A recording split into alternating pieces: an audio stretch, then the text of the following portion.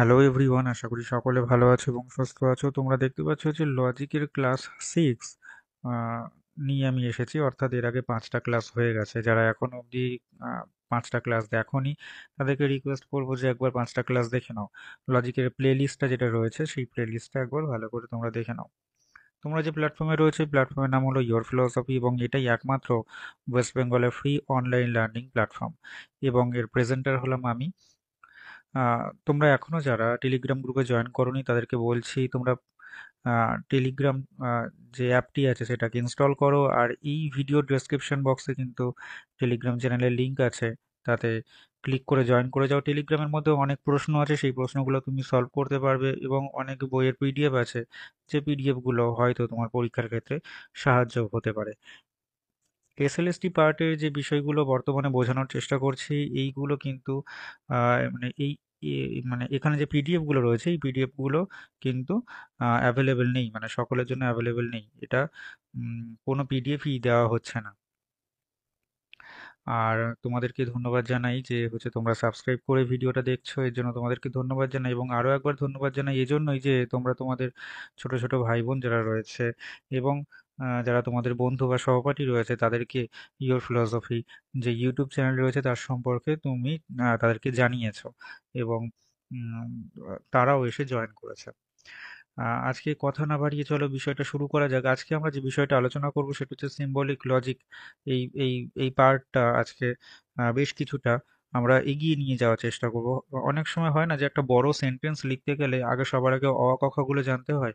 আজকে সেই পার্টটা ধরে নাও যে একদম প্রাথমিক পার্ট, কিন্তু এই প্রাথমিক পার্ট থেকে কিন্তু পরীক্ষায় প্রশ্ন থাকতেই পারে বা বিভিন্ন ক্ষেত্রে বিভিন্ন জায়গার পরীক্ষাতে এরকম প্রশ্ন থাকতে দেখা গেছে।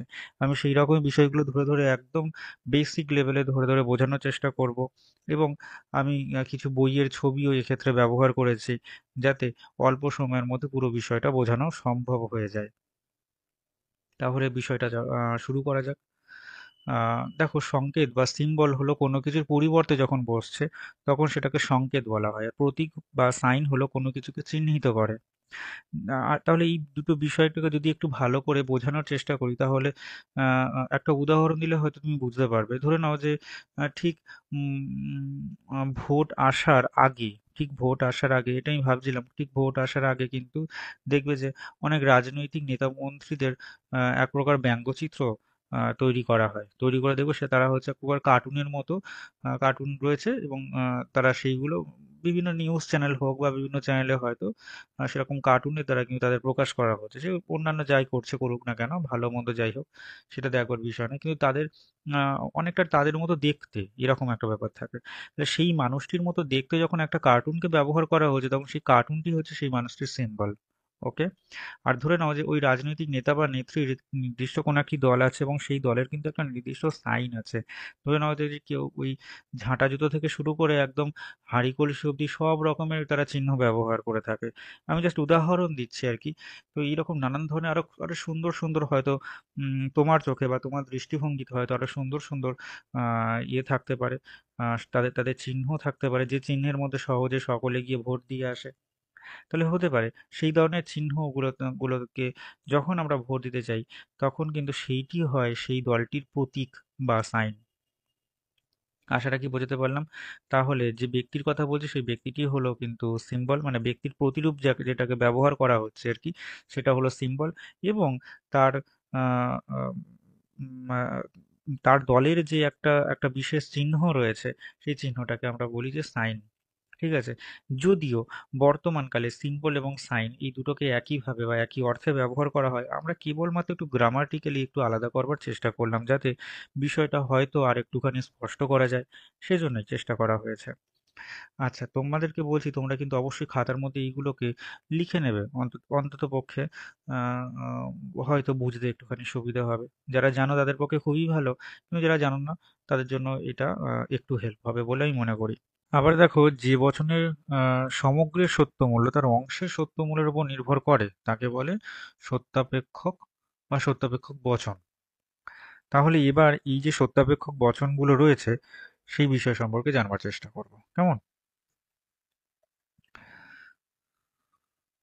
দেখো, এই যে সত্যাপেক্ষকের কিছু প্রকার রয়েছে। কিরকম প্রকার? একটা হচ্ছে সংযোগিক, যাকে কনজাংটিভ বলা হচ্ছে। এটা এর যোজক হচ্ছে এবং বা অ্যান্ড, একে ডট দ্বারা প্রকাশ করা হয়।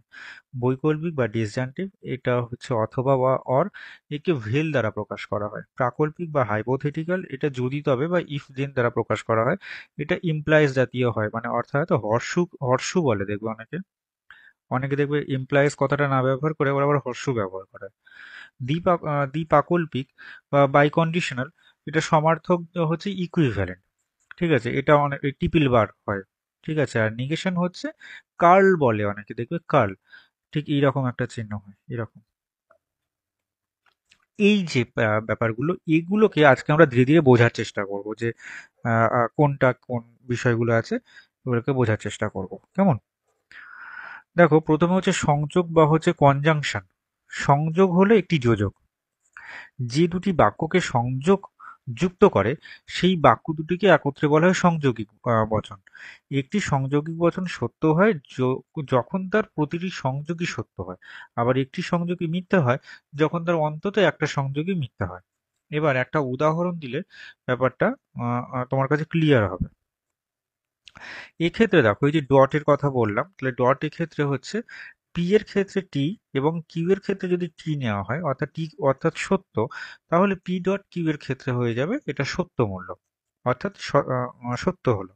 আর পি এর ক্ষেত্রে যদি ধরে নাও যে টি নেওয়া হলো, কিউ এর ক্ষেত্রে ধরো ধরো যদি এফ নেওয়া হয়, তাহলে একটা সংযোগী সত্য আর একটা সংযোগী যদি মিথ্যে হয় তাহলে সেটা মিথ্যে হবে। অপরপক্ষে একটা সংযোগ যদি মিথ্যে হয় আর একটা সংযোগ যদি সত্য হয় তাহলেও সেটা মিথ্যে হবে। আবার দুটো সংযোগী যদি মিথ্যে হয় তাহলেও কিন্তু সেটা মিথ্যে হবে। তাহলে এই সংযোগী বচনের ক্ষেত্রে যে দুটি যে অংশগুলি রয়েছে, সেই অংশ দুটিকেই কিন্তু সত্য হতে হবে। ঠিক আছে?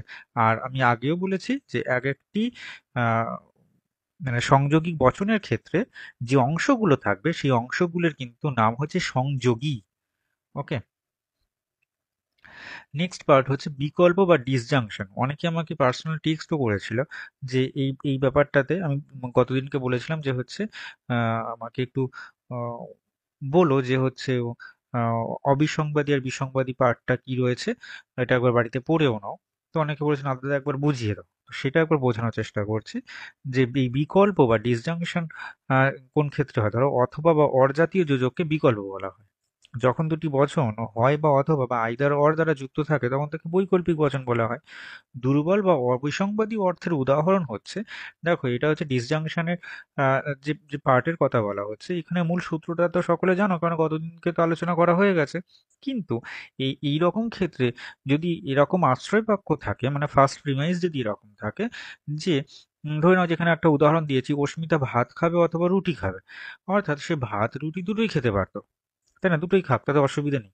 মানে এটা খাওয়া সম্ভব, মানে এমনটা নয় যে এক ভাত খেতে খেলে সে রুটি খাবেই না, এরকমটা কোনো ব্যাপার না। সে খেতেই পারে দুটো। কিন্তু এইরকম ক্ষেত্র যখন আছে, মানে এরকম লাইন যখন আছে, অস্মিতা ভাত খাবে অথবা রুটি খাবে, এই রকম ক্ষেত্র হচ্ছে অবিসংবাদী বা দুর্বল অর্থ। আর সবল অর্থ বা বিসংবাদী অর্থ যেমন হচ্ছে, ধরে নেওয়া যাক বিশ্বজিৎ হয় কলকাতায় আছে অথবা দক্ষিণ দিনাজপুরে আছে। তার মানে কি যে কোনো একটা জায়গায় সে আছে, তাহলে কোন জায়গায় সে আছে সেটা হচ্ছে ব্যাপার। ধরে নাও যে কলকাতা যদি থাকে তাহলে সে দক্ষিণ দিনাজপুরে থাকবে না, আর দক্ষিণ দিনাজপুরে যদি সে থাকে তাহলে সে কলকাতায় থাকবে না। তাহলে নিঃসন্দেহে সে কোনো একটা জায়গায় আছে। তাহলে এই রকম ক্ষেত্র যদি হয়, অর্থাৎ এক্ষেত্রে এটা কি সবল অর্থ। ঠিক আছে, তো এইরকম ক্ষেত্র হচ্ছে বিসংবাদী ক্ষেত্র। তাহলে অবিসংবাদী ক্ষেত্র কোনটা? যেটাতে সম্ভব মানে হয়ে যায়। আর বিসংবাদী ক্ষেত্র কিন্তু সম্ভব নয়, এই রকম ক্ষেত্র। আশা রাখি বুঝতে পারলাম। তো এই যে বিসংবাদী ক্ষেত্র, সেটাকে কিন্তু আমরা ভেল বা ভি দিয়ে আমরা প্রকাশ করে থাকি।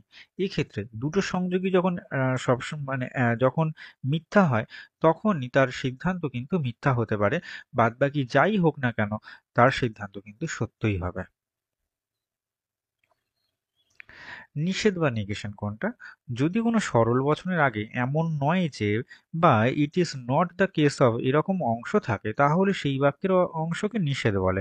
আর ওই নিষেধযুক্ত বচন হলো নিষেধক বচন। ধরে নেওয়া যায়, যেমন বললাম যে এমন নয় যে অমুকজন ভালো মানুষ, তাই না? তাহলে এরকম ক্ষেত্র হচ্ছে নিষেধক বাক্য। তো নিষেধক বাক্য সত্যাপেক্ষ হলেও নিষেধ চিহ্নটি কিন্তু এরকম কার্ল দ্বারা আমরা প্রকাশ করি আর কি। তাহলে নিষেধ চিহ্নটি হলো সত্যাপেক্ষক সঞ্চালক, মানে এই যে কার্ল দ্বারা যেটা প্রকাশ করছি তার মানে কি এটা সঞ্চালনা করছে সেই আহ, সেই বাক্যটিকে, ঠিক আছে, সেই বাক্যটিকে, সেই ক্ষেত্রটিকে কিন্তু সঞ্চালনা করছে। এবার এই যে নেগেশন, এই নেগেশনের সংজ্ঞা আছে কি রকম?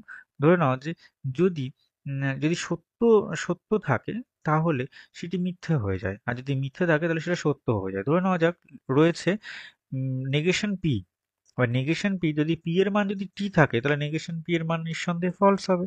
এটি সেটিই একদম। নেক্সট হচ্ছে প্রাকল্পিক বা কন্ডিশনাল। প্রাকল্পিক বা কন্ডিশনাল অনেকগুলো পার্ট আছে, সেই পার্টগুলো আমি তোমাদেরকে ধীরে ধীরে বোঝানোর চেষ্টা করব। প্রাকল্পিককে একটু আগে আমরা জানলাম যে হচ্ছে ইমপ্লয়েস বা হর্ষ দ্বারা ডিনোট করা হয়।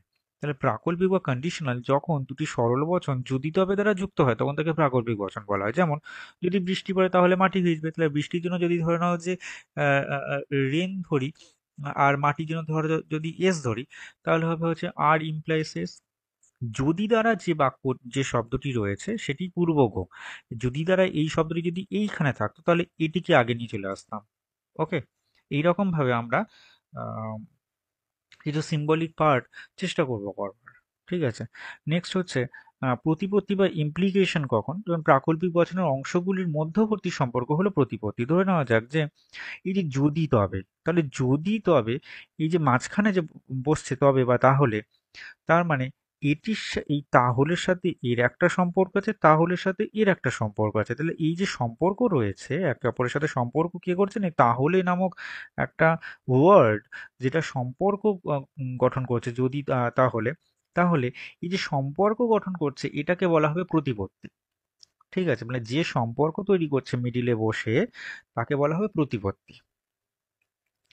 এবার এই প্রতিপত্তির বেশ কিছু প্রকার আছে জানো তো, যেমন হচ্ছে যৌক্তিক পদ্ধতি, প্রতিপত্তি বা লজিক্যাল ইমপ্লিকেশন। এখানে লজিক্যালি আমাদেরকে ভাবতে হবে। ধরে নাও যে যদি সব মানুষই বুদ্ধিমান হয় এবং নাইজেরিয়াতে যদি মানুষ থাকে, তো সেখানকার মানুষই বুদ্ধিমান হবে। কারণ কি, কারণ মানুষের ডেফিনিশনই তো হচ্ছে সে মানুষ মাত্রই বুদ্ধিমান হবে। তো নাইজেরিয়া নামক একটি দেশ আছে, সেই দেশে যদি মানুষ থাকে তো সেই দেশের মানুষ বুদ্ধিমান হবে। কারণগত প্রতিপত্তি বা কজাল ইমপ্লিকেশন। ধরে নাও যে যদি লাল ও হলুদ একসাথে মেশাই তাহলে কমলা রঙই হবে, তাহলে কমলা রংটা হচ্ছে একটা কার্য। তার কারণটা কি না, লাল আর হলুদ রং আমি একসাথে মিশিয়ে দিয়েছি, তার জন্য কিন্তু এরকম কার্য পেয়েছি। তাহলে কারণগত প্রতিপত্তি এরকম উদাহরণ আমরা যদি কখনো পাই, যে এগুলো এক একটা হয়তো উদাহরণ দিয়ে পরীক্ষায় প্রশ্ন আসতে পারে, তোমাকে এই উদাহরণটা তুলে দেবে দিয়ে বলবো যে এটা বলো তো বাবা কোনটা হবে। তো সেই জন্য কিন্তু এটা গুরুত্বপূর্ণ জানো তো, তুমি যদি স্কিপ করে যাও তাহলে নিজেরই ক্ষতি, নিজের ক্ষতি না করাই ভালো। তো লাল ও হলুদ রয়েছে যে উম, আহ, মানে এটাকে ধরে নাও কারণ, আর হচ্ছে এই কমলা রংটার কথা বলা হচ্ছে এটা হলো কার্য। তাহলে কার্য সবসময় কারণ থেকে ডিরাইভ করে, তাই না? নেক্সট হচ্ছে সংজ্ঞামূলক প্রতিপত্তি বা ডেফিনেশনাল ইমপ্লিকেশন। আমি এখন এই এই এই যে ক্লাসটিকে রেকর্ড করছি আর এই সময় বাইরে মানে বিশাল বৃষ্টি হচ্ছে, মানে সেই লেভেলের বৃষ্টি হচ্ছে, তাই জন্য মাঝে আমাকে একটুখানি কাটতে হলো। তো যাই হোক, সংজ্ঞামূলক প্রতিপত্তি বা ডেফিনেশনাল ইমপ্লিকেশন কোনটা? যদি কেউ অবিবাহিত পুরুষ থাকে তাহলে নিশ্চয়ই সে সিঙ্গেল হবে। তাহলে সংজ্ঞা বলা হচ্ছে, দেখো অবিবাহিত পুরুষ মানেই তো সিঙ্গেল, তাই না? তাহলে এরকম ধরো অবিবাহিত মহিলা তার মানে সে সিঙ্গেল হবে, ঠিক আছে, বা কুমারী হবে, এটা হতে পারে। বেশ, ছেলেদের ক্ষেত্রে কুমার হবে এরকম বলা যেতে পারে। তো এই সংজ্ঞামূলক প্রতিপত্তি কি, মানে এটা বলা হচ্ছে যদি কেউ অবিবাহিত পুরুষ থাকে তাহলে সে নিশ্চয়ই সিঙ্গেল হবে, মানে দেখো একদম মানে অবশ্যম্ভাবী একটা ডিরাইভ করছে এমন একটা বিষয়। নেক্সট দেখো বস্তুগত প্রতিপত্তি বা মেটেরিয়াল ইমপ্লিকেশন কোনটা? ধরো যদি ভারত চন্দ্রযান পাঠায়, ধরো ভারত চন্দ্রযান পাঠিয়েছে ভালো কথা, তাহলে এই বন্ধ্যাপুত্রের নাম পদ্মলোচন রাখবো। সম্ভব নাকি কখনো বন্ধ্যাপুত্রের নাম পদ্মলোচন রাখা? কিন্তু আমি বলে দিয়েছি বন্ধ্যাপুত্রের নাম পদ্মলোচন রাখবো। যদি তবে দ্বারা কিন্তু একটা বাক্য আমি বানিয়েছি, কিন্তু এই বাক্যের অনুগ এমন একটা নিয়েছি যে বাক্য অনুগটা কখনোই সম্ভব নয়, মানে সম্ভবই হবে না, বন্ধ্যার পুত্র হয় না। আর হচ্ছে তার তার আবার আমি রাখছি পদ্মলোচন, সম্ভব নাকি? সম্ভব নয়। তাহলে এইরকম ক্ষেত্র কিন্তু যদি হয় তাহলে সেটা বস্তুগত প্রতিপত্তি বা ম্যাটেরিয়াল ইমপ্লিকেশনের উদাহরণ হয়। আশা রাখি বোঝাতে পারলাম। আচ্ছা, নেক্সট যে পার্টটাতে যাব সেটা হচ্ছে এই প্রাকল্পিক বচনের একটা উদাহরণ। আমরা ইমপ্লাইজ এর ক্ষেত্রে দেখবো যে কেবলমাত্র মানে প্রথম আশ্রয় বাক্য যদি সত্য হয় আর হচ্ছে তা দ্বিতীয় আশ্রয় বাক্য যদি মিথ্যা হয়, তাহলে তার থেকে যে সিদ্ধান্ত পাওয়া যায় সেটি হবে মিথ্যা। আর বাদবাকি সকল ক্ষেত্রগুলো কিন্তু সত্য হবে। ঠিক আছে, শুধু এইটুকু মনে রাখলেই হবে। এবার আবশ্যিক শর্ত বা নেসেসারি কন্ডিশন, এরকম বেশ কতগুলো কন্ডিশন আছে। সেই কন্ডিশনগুলো দিয়ে আজকে আমি শেষ করব। অনেক বেশি লেন্দি হবে না আজকের ভিডিও, আমি জানি, কারণ আমি লেন্দি করতেও চাই না, কারণ পরীক্ষা এসে যাচ্ছে। একটা ভিডিও দেখে কেনই বা এত বেশি সময় নষ্ট করবে। তো চলো আরো কতগুলো উদাহরণ নেওয়া যাক, যে মেঘ হওয়া বৃষ্টি হওয়ার আবশ্যিক শর্ত। এবার বৃষ্টি হবে কেবল যদি মেঘ হয়, এই রকম ক্ষেত্র। দেখো, এটা যদি ইয়ে করি, আহ, কি বলে, লজিক্যাল ফর্মে যদি নিয়ে আসি, তাহলে সেটা হবে বৃষ্টি হবে কেবল যদি মেঘ হয়। তাহলে দেখো আর ইমপ্লাইস এস। আবার দেখো, কেবল যদি বাইচুং খেলে, তাহলে ইস্ট বেঙ্গল জিতবে। তাহলে বাইচুং এর খেলা হয় ইস্ট বেঙ্গলের খেলার আবশ্যিক শর্ত। তাহলে দেখো, এই যে ইস্ট বেঙ্গলের কথা বলা হলো, ঠিক আছে, তার মানে কি আহ, এইখানে ইস্ট বেঙ্গলকে বেশি পরিমাণে প্রাধান্য দেওয়া হচ্ছে, তাহলে ইস্ট বেঙ্গলটাকে আগে আনা হলো আর বাইচুংটাকে পরে আনা হলো। এই হচ্ছে ব্যাপার। নেক্সট হচ্ছে দেখো, পর্যাপ্ত শর্ত বা সাফিসিয়েন্ট কন্ডিশন, মানে একটা ছাড়া আর একটা কোনো হয় না, এরকম। দেখো, ভাত খাওয়া মোটা হওয়ার পর্যাপ্ত শর্ত। যদি এইরকম ক্ষেত্র হয়, তাহলে কি হবে? যদি ভাত খাও তাহলে মোটা হবে, তার মানে কি আর ইমপ্লাইস এস, এইরকম ক্ষেত্র। আরেকটা দেখো, আবশ্যিক পর্যাপ্ত শর্ত বা নেসেসারি অ্যান্ড সাফিসিয়েন্ট কন্ডিশন, দুটো যখন একসাথে কিভাবে তৈরি করছি, একে অনেকে দ্বিপ্রাকল্পিক বলে, অর্থাৎ ট্রিপল বার হয়। ঠিক আছে, তাহলে দেখো, এরকম উদাহরণ আমরা পাবো যে চারটি কোণ থাকা চতুর্ভুজের আবশ্যিক পর্যাপ্ত শর্ত যদি এমনটা হয়, তাহলে চতুর্ভুজ হবে যদি এবং কেবল যদি চারটি কোণ থাকে। তাহলে এই কথাটিকে ভাঙলে আমরা কি কি পাচ্ছি? যদি চারটি কোণ থাকে তাহলে সেটা চতুর্ভুজ হবে, কেবল যদি এবং চারটি কোণ থাকে তাহলেও চতুর্ভুজ হবে। এরকম দুটি পার্ট আমরা একসাথে পাচ্ছি কনজাংশন দিয়ে। তাহলে যখন দুটি পার্ট এরকম কনজাংশন দিয়ে পাচ্ছি, তখন সেটাকে আমরা অবশ্যই একটা ইকুইভ্যালেন্ট দ্বারা যোগ করতে পারি, তাই না? তাহলে এইরকম ক্ষেত্র কিন্তু অবশ্যই কিন্তু দ্বিবাকল্পিক বচনের উদাহরণ। তাহলে আবশ্যিক পর্যাপ্ত শর্ত বা নেসেসারি সাফিসিয়েন্ট কন্ডিশনের আর একটা নাম কিন্তু দ্বিপ্রাকল্পিক বচন বা ইকুইভ্যালেন্টও কিন্তু বলা যায়, কারণ তার উদাহরণগুলো আমরা দেখতে পাচ্ছি সবই একই। তাহলে আমি আশা রাখছি যে তুমি বুঝতে পেরেছো এই যতটুকু পার্ট বোঝানোর চেষ্টা করলাম। আর তাহলে সিম্বলিকের প্রথম পার্টটুকু আমার কিন্তু কমপ্লিট হলো, আমি এটুকু মনে রাখছি। তাহলে নেক্সট দিনকে আমাদের দেখা হবে আরো একটু অন্যান্য যে লজিকগুলো রয়েছে সেই লজিকগুলোকে নিয়ে আমরা করবার চেষ্টা করবো, এবং ধীরে ধীরে করব। বেশি তাড়াহুড়ো করবার কোনো প্রয়োজন নেই, কারণ তাড়াহুড়ো করলে বা অধিক অধিক বোঝানোর চেষ্টা করলে হয়তো যারা ফার্স্ট লার্নার আছে বা যারা হয়তো রিস্টার্ট করছে, তারা হয়তো ভুলে যেতে পারে। তাই জন্য ধাপে ধাপে বা ধীরে ধীরে ধীরে ধীরে এগোবো, তাহলে পুরো পার্টটাই একদম রপ্ত করে ফেলবে। ধন্যবাদ তোমাদেরকে জানাই আরো একবার, যে তোমরা এই ভিডিওটি দেখেছো এবং সাবস্ক্রাইব করে দেখেছো, পিওর ফিলোসফিকে ফলো করছো এবং শেয়ার করেছো তোমার বন্ধুদের সাথে। প্রেজেন্টার আমি। সবাই ভালো থেকো, সুস্থ থেকো, এবং অবশ্যই পড়াশোনা করতে থেকো। এমন একটাও দিন যেন না যায় যে তুমি পড়াশোনা করোনি, অথচ তুমি বাড়ির অন্যান্য বা আনুষঙ্গিক অন্যান্য কাজ তুমি করেছো। অবশ্যই কিন্তু পড়াশোনা কিন্তু করবে, কেমন? ধন্যবাদ তোমাদের।